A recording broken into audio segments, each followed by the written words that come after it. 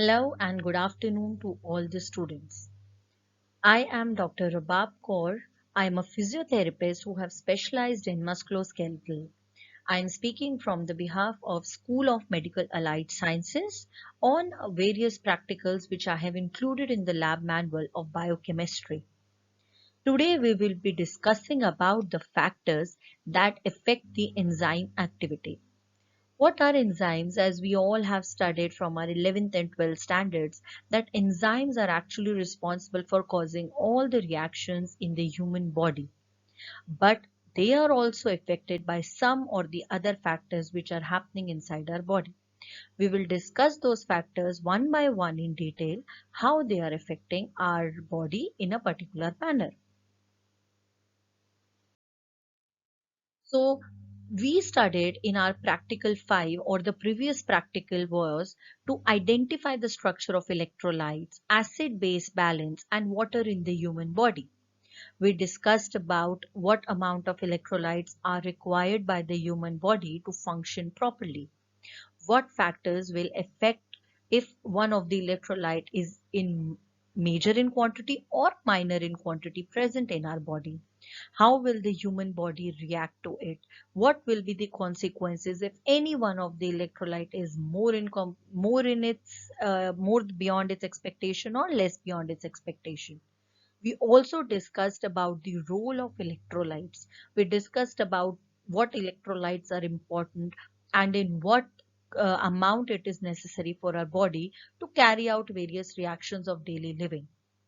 We discussed about various clinical conditions like hyponatremia, hypernatremia, hypokalemia, hyperkalemia, hypocholeremia, hypocalcemia, hypophosphatemia, and hyperphosphatemia. So these were the conditions we have already discussed, and how will the human body react to various changes which are happening because of these conditions. Now we will discuss after the electrolyte functioning that what are the enzymes and how they are affected by various conditions inside our body.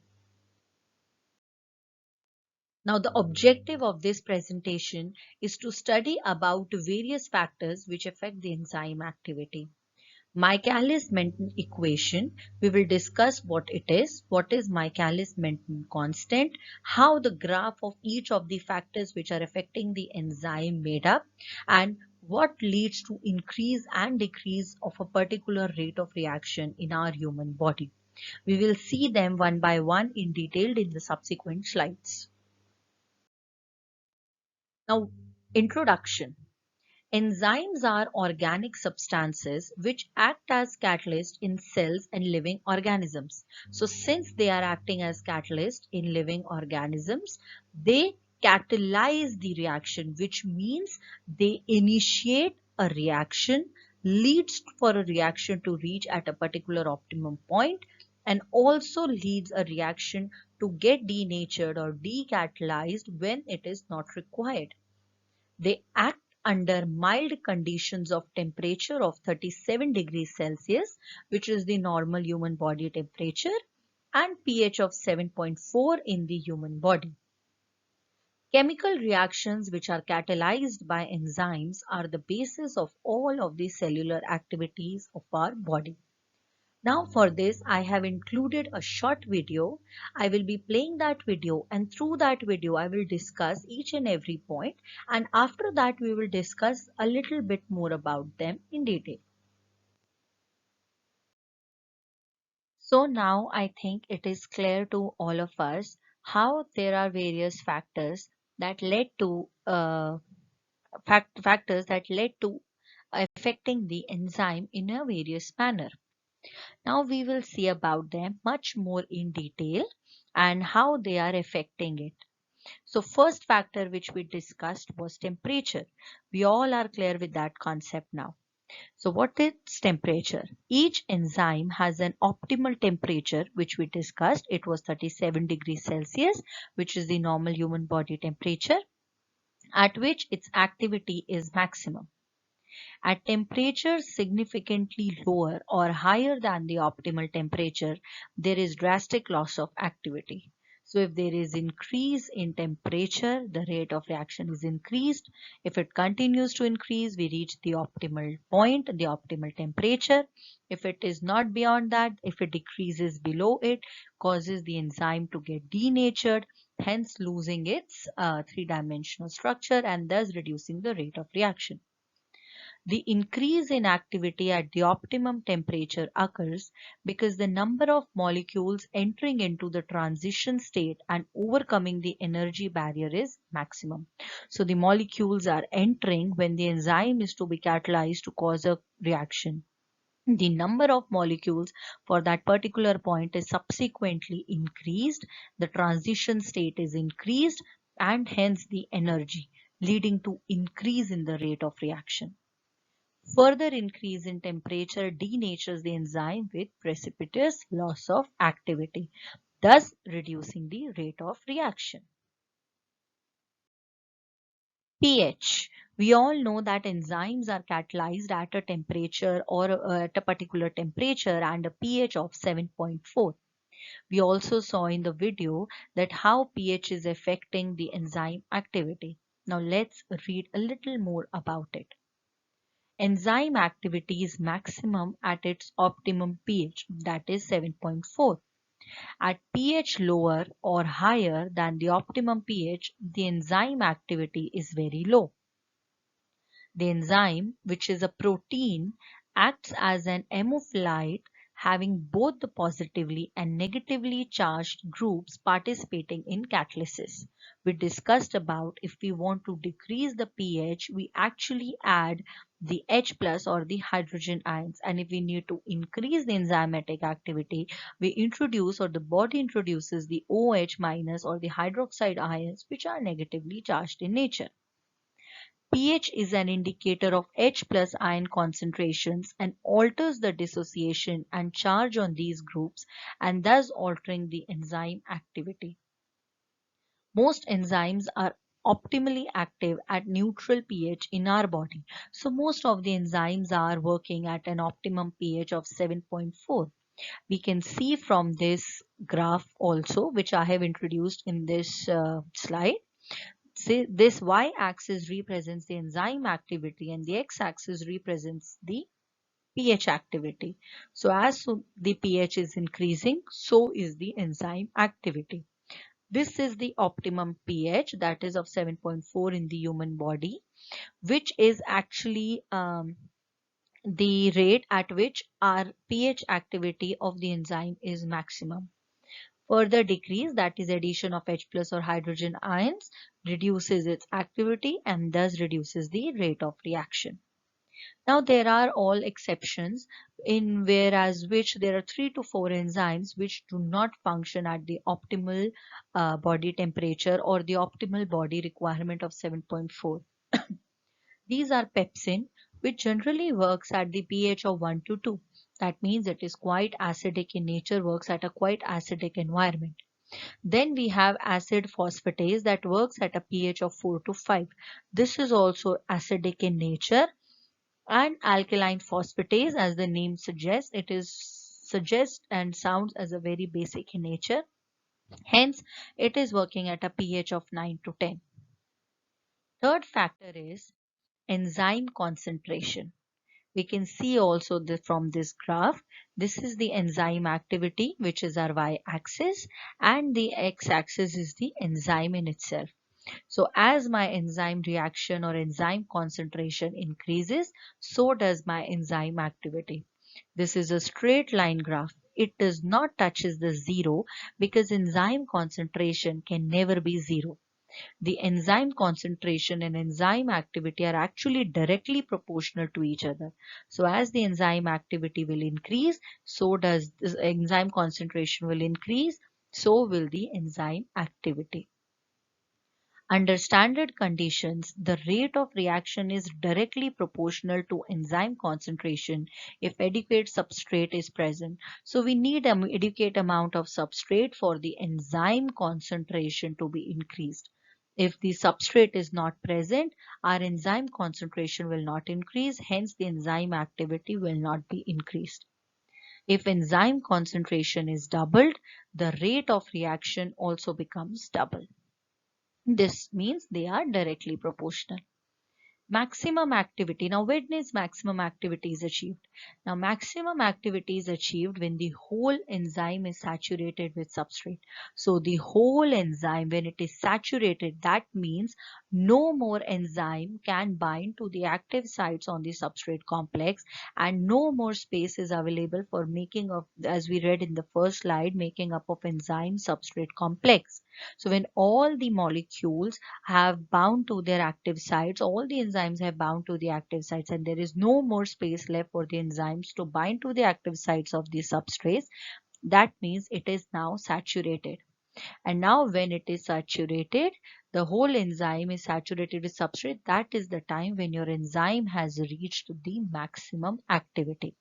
If there is some space left, that means the rate of reaction can further be increased. So maximum activity means the rate of reaction has also reached its maximum optimum point, and hence then it would be affected by various other factors which we have already discussed in the previous slides.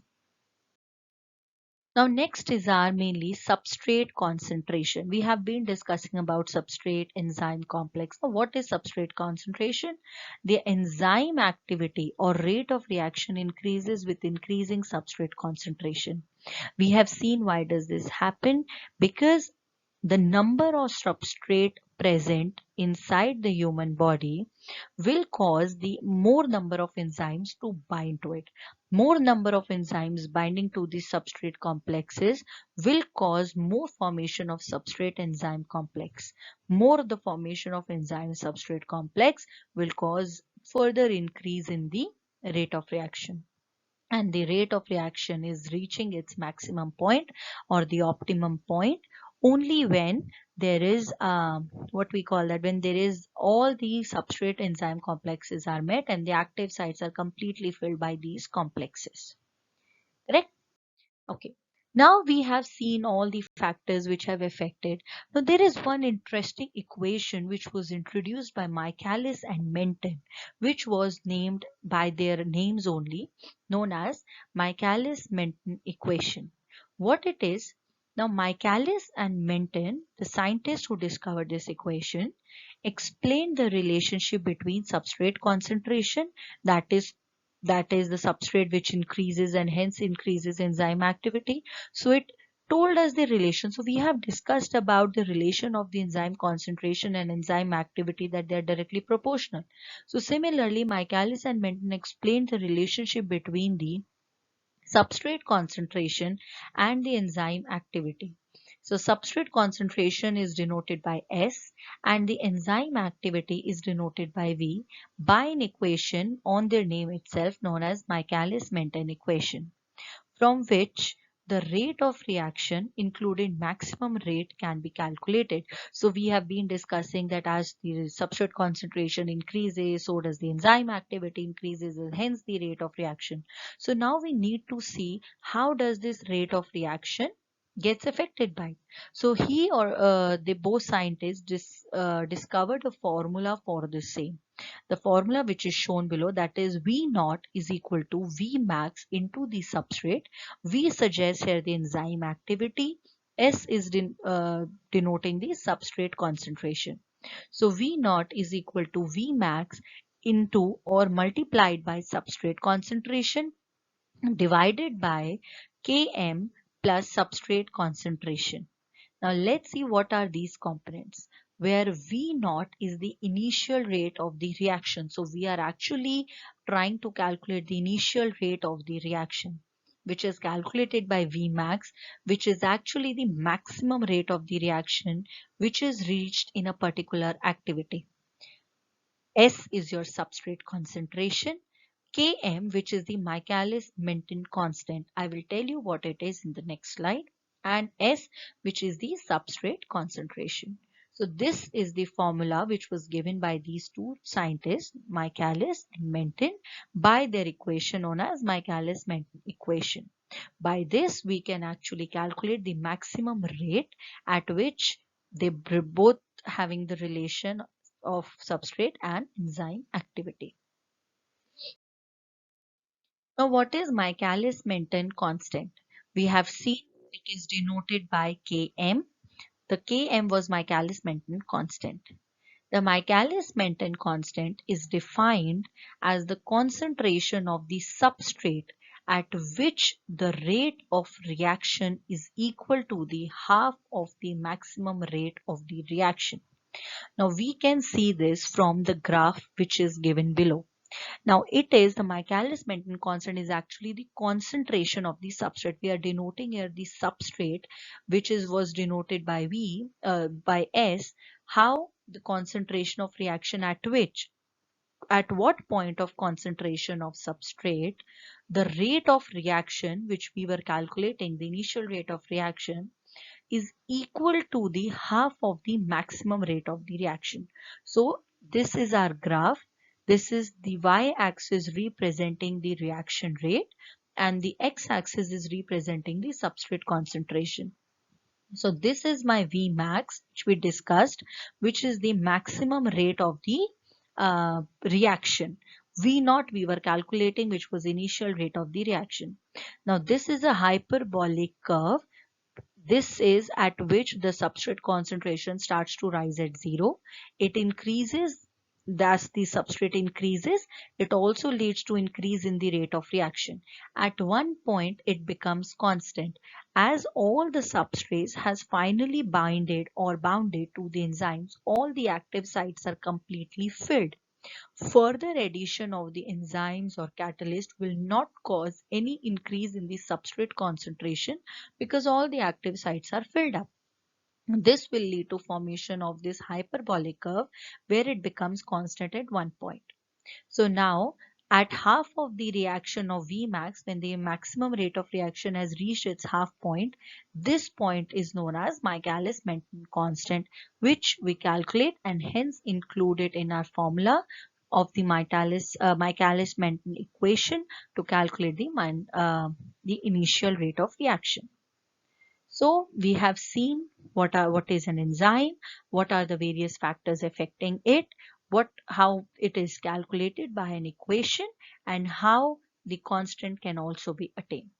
This is all about our today's presentation. Thank you very much.